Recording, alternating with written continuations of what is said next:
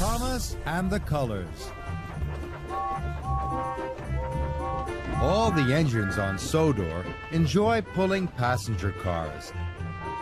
Taking passengers makes them feel proud and useful. Sir Topham Hatt had an important announcement to make.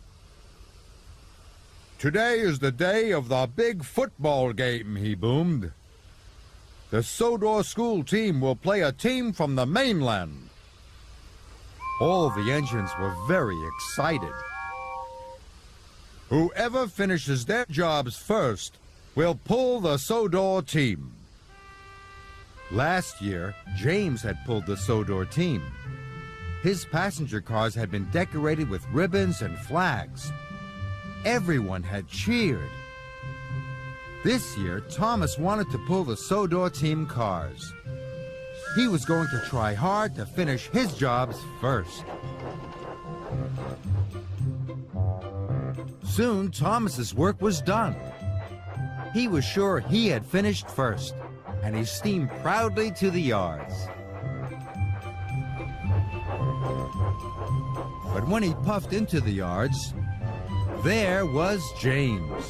James had finished all his jobs first. "Cinders and ashes!" cried Thomas. "Look, Thomas," huffed James proudly. "Don't these flags look wonderful on me?" Thomas was upset. "But you pulled the team cars last year," he huffed.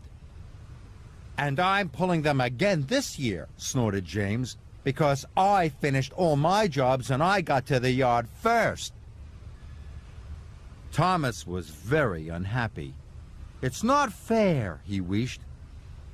He wanted to find a way to make James change his mind.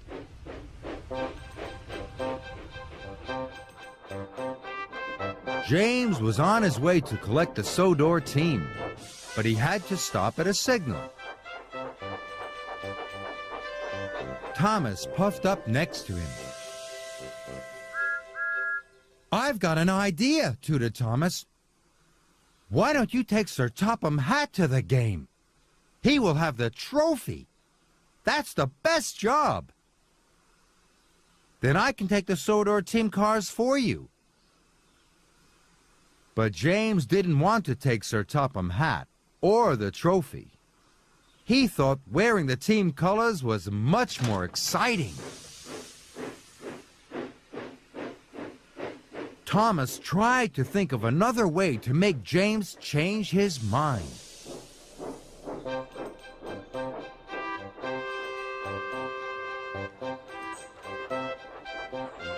James puffed along by the canal. Thomas raced up alongside.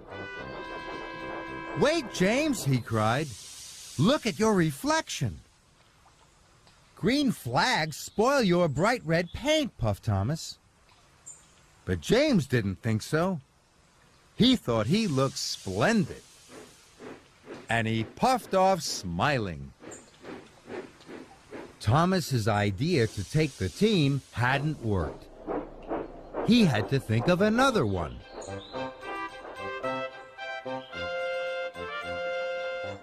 James was still puffing proudly to collect the Sodor team. Thomas was puffing along too. He was thinking hard. Suddenly, an idea flew into his funnel. Thomas pulled up to the signal box. He was pleased that James hadn't yet arrived. "Quick, sir! You must change the points." So the signalman pulled a big lever. Then Thomas watched James fly into the siding. The siding hadn't been used for a long time. It was very overgrown. Thomas heard scratching and scraping sounds.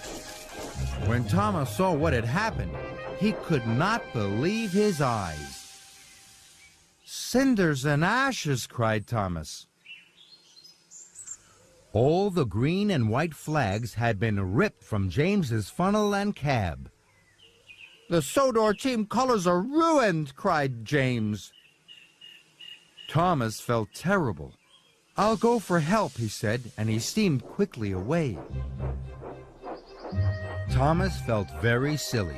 He wanted to take the team, and he had spoiled everything. Just then, he saw Bertie. Bertie was taking children to the football game.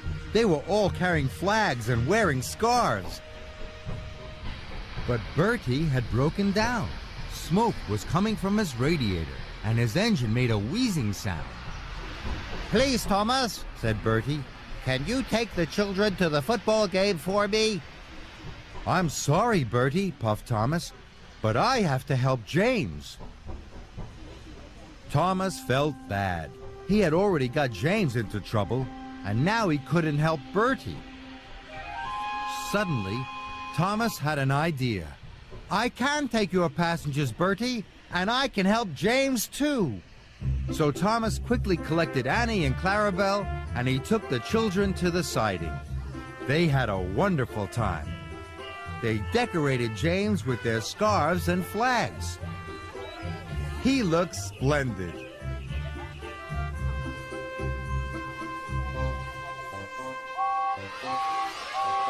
When James arrived at the football field, everybody cheered. They all thought he looked wonderful. I look even better than last year, puffed James proudly. Thomas was very pleased. Maybe I could pull the school team next year, Thomas asked hopefully. James thought that was a grand idea. But only if you get to the yard first, he teased.